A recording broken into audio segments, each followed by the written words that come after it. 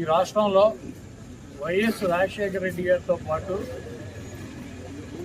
ఆయన శిష్యుడిగా లేకపోతే ఆయన అంటే ఇష్టం ఉన్నటువంటి వ్యక్తిగా ఆయనతో పాటు ఆయన కష్టాల్లోనూ ఆయన సుఖాల్లోనూ ఆయన అధికారంలో లేనప్పుడు కూడా పదవి ఉన్నా లేకపోయినా కాంగ్రెస్ పార్టీలో ఆయనతో పాటు నడిచినటువంటి వ్యక్తి అంబటి రాంబాబు గారు. ఆయన మరణం తర్వాత ఆ కాంగ్రెస్ పార్టీని వదిలేసి జగన్మోహన్ రెడ్డి గారు బయటకు వస్తే, జగన్మోహన్ రెడ్డి గారు అడుగు బయటకు వేస్తే ఆయన అడుగుతో పాటు ఇంకో అడుగు పడిందంటే అది అంబటి రాంబాబు గారు.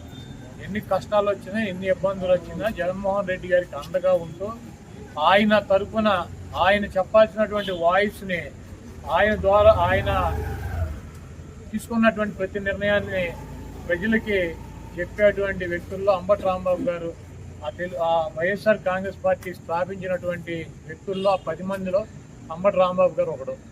ఆయన ఎప్పుడు కూడా ఒక వ్యక్తిని దూషించటమో, లేకపోతే ఒక వ్యక్తిని కించపరిచి మాట్లాడటమో, లేకపోతే ఒక వ్యక్తిని బూతులు తిట్టినటువంటి సంఘటనలు మనం చూడాలి. చాలా మర్యాదగా, చాలా పద్ధతిగా వారు వీరు అంటారు, గౌరవించేటువంటి భాషలోనే ఆయన మాట్లాడతారు.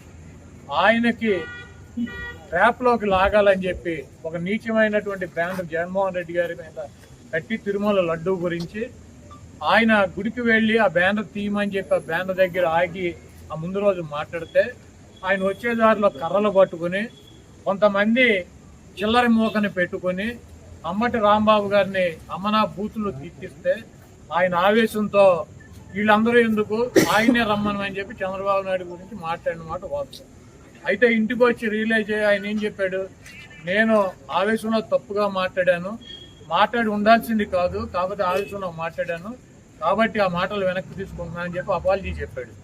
అయినా కూడా ఏదో అంబటి రాంబాబు గారి ఇంటి మీద దాడి చేస్తే ఈ రాష్ట్రం ఉన్నటువంటి వైఎస్ఆర్ కాంగ్రెస్ పార్టీ మొత్తం తీసేస్తారనుకున్నారా? జగన్మోహన్ రెడ్డి గారు ఎట్టి పరిస్థితిలో తీడు.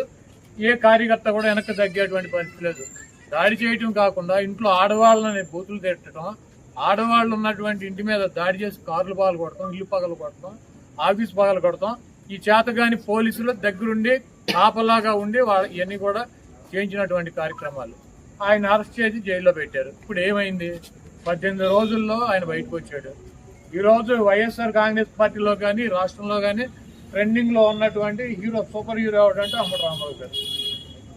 ఆయన్ని మా పార్టీలోనూ ఈ రాష్ట్రంలోనూ ఆయనకు ఉన్నటువంటి ఆయన ఒక 40 సంవత్సరాలు 30 సంవత్సరాలు సంపాదించుకున్నటువంటి ఇమేజ్కి 3 ఇంతలు ఇమేజ్ తెచ్చిపెట్టారు ఆయన. కాబట్టి మీరు ఇంత దుర్మార్గంగా వ్యవహరిస్తున్నా కూడా, మీరు అప్రజాస్వామ్య పద్ధతిలో వైఎస్ఆర్ కాంగ్రెస్ పార్టీని అణచివేయాలని చెప్పి ప్రయత్నిస్తున్నా కూడా, మీరు జైల్లో పెట్టినటువంటి ఏ వ్యక్తి కూడా రాజకీయాలు వదిలేసి పారిపోలేదు. ఇది గుర్తుపెట్టుకోండి. ఏ వ్యక్తి కూడా తగ్గేటువంటి పరిస్థితి లేదని చెప్పి ఇంకా బలంగా జగన్మోహన్ రెడ్డి గారికి మద్దతుగా మిమ్మల్ని ఎండగట్టేటువంటి కార్యక్రమాలు తీసుకుంటున్నారు. మీ ఎర్ర బుక్కులకి, మీ పసుపు బుక్కులకి ఇక్కడ భయపడేవాడు ఎవడో లేడన్నది గుర్తు పెట్టుకోవాలి. నిన్న లోకేష్ చెబుతున్నాడు, జగన్మోహన్ రెడ్డి గారి పేరు రాశారా అని అడిగితే, జగన్మోహన్ రెడ్డి గారి పేరు ఉందో లేదో మీ త్వరలో తెలుస్తుంది. మీ మామయ్య బాలకృష్ణ గారి డైలాగ్ ఒకటి ఉంటుంది, నాకు నువ్వు ఎదురొచ్చినా నీకే ప్రమాదం, నేను ఎదురొచ్చినా నీకే ప్రమాదం. అలాగే ఆ బుక్లో నువ్వు జగన్మోహన్ రెడ్డి పేరు రాసినా నీకే ప్రమాదం, లేకపోతే జగన్మోహన్ రెడ్డి గారు ఏదైనా బుక్లో నీ పేరు రాసినా నీకే ప్రమాదం. కాబట్టి జగన్మోహన్ రెడ్డి గారిని తక్కువ చేసో, జగన్మోహన్ రెడ్డి గారిని భయపెట్టో, జగన్మోహన్ రెడ్డి గారిని నైతికంగానో లేకపోతే అబద్ధాలు చెప్పో దెబ్బతీయాలన్నటువంటి మీ కుట్రలు శాశ్వతంగా ఫలించవు. ఏదైనా ఒక ఎన్నికల్లో ఫలిస్తాయి. అదేవిధంగా అంబటి రాంబాబు గారు లాంటి స్వచ్ఛమైనటువంటి నికార్స్ అయినటువంటి వైఎస్ఆర్ కాంగ్రెస్ పార్టీకి, జగన్మోహన్ రెడ్డి గారి కుటుంబానికి అండగా ఉన్నటువంటి వ్యక్తుల్ని మీరు ఇబ్బంది పెట్టడం వలన భవిష్యత్తులో దెబ్బకు దెబ్బ మీరు కూడా ఇటువంటి ఇబ్బందుల్ని ఫేస్ చేయాల్సినటువంటి పరిస్థితి తప్పకుండా ఉంటుంది. వాటన్నిటినీ తట్టుకొని నిలబడగలమన్నటువంటి శక్తి సామర్థ్యాలు కనుక మీకు ఉన్నాయంటే రండి, దమ్ముగా వచ్చి మమ్మల్ని ఏం చేయాలనుకుంటున్నారో రాంబాబు గారినో నన్ను లేకపోతే మాట్లాడే వాళ్ళని ఏం చేయాలనుకున్నారో చెయ్యండి. అయితే పక్కాగా ఒకటైతే చెబుతున్నాను, జగన్మోహన్ రెడ్డి గారు ఇక్కడ ఉన్నది మీ పిరికి చేష్టలకి, మీ కొడత ఊపులకి బెదిరేటువంటి ప్రసక్తి ఉండదు.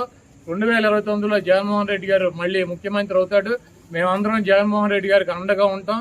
మీరు ఎన్ని ఇబ్బందులు పెట్టినా, మీరు ఆఖరికి జైల్లో పెట్టినా మమ్మల్ని ఏం చేసినా కూడా మేమైతే వెనక్కి తగ్గేటువంటి పరిస్థితి లేదు. జగన్మోహన్ రెడ్డి గారు ఇచ్చినటువంటి ప్రతి పిలుపుకి స్పందిస్తాం. ఆయన చెప్పినటువంటి ప్రతి కార్యక్రమానికి మేము ముందుంటాం. ఇటువంటి పిచ్చి చేష్టలు మానేసి కల్తీ పాలు తాగి రాజమండ్రిలో చనిపోయారు ఎంతమంది? 7.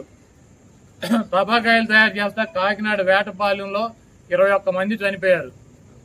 శ్రీకాకుళంలో మంచినీళ్లు తాగి కల్తీ అయ్యి అక్కడ చనిపోయారు. మీకు సిగ్గు శరం ఉంటే ఇది చూసుకోండి.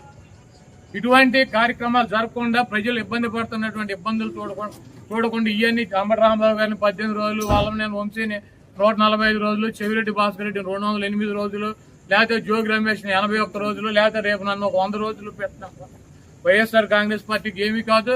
మేము కూడా వెనక్కి తగ్గేటువంటి పరిస్థితి ఉండదు. మిమ్మల్ని ప్రజల్లో ఎండగట్టడం ఖాయం.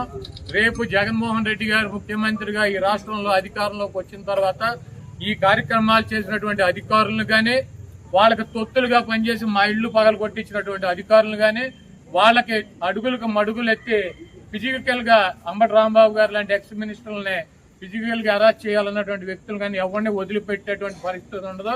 జగన్మోహన్ రెడ్డి గారు చెప్పినట్టు సప్త సముద్రాల అవతలు ఉన్నా కూడా తీసుకొచ్చి వాళ్ళందరికీ తగిన పనిష్మెంట్లు శాస్త్రం జరుగుతాయి 100%.